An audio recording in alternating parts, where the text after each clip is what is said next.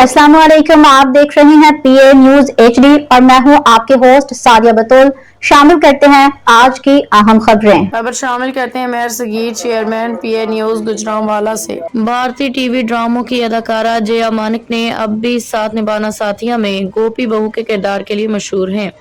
अपने कैरियर के दौरान जिया ने चाहत से किरदार अदा किए हैं, लेकिन मद्दार उसके गोपी के किरदार सबसे ज्यादा मुतासर हुए और ये आज भी मशहूर है। भारतीय मीडिया के मुताबिक हाल शुरू में जया मानिक ने अपने साथी अदाकार वरुण जैन से शादी कर ली है। इस यौगिक शादी की तकरीब से तस्वीर सोशल मीडिया पे शेयर की गई। गोपी बहू को असल में बहू बनने पे मुबारकबाद दे रही हैं, नेक तमन्नाओं का इजहार कर रही हैं। रिपोर्ट के मुताबिक जिया और वरुण में ड्रामे की शूटिंग के दौरान दोस्ती हुई, जो देखते ही देखते मोहब्बत में बदल गई। दोनों ने शादी का फैसला कर लिया। याद रही, ये वही गोपी बहू है जिसने अपने शौहर अहम जी का लैपटॉप पानी से धो के तार पे सुखाने के लिए लटका दिया था।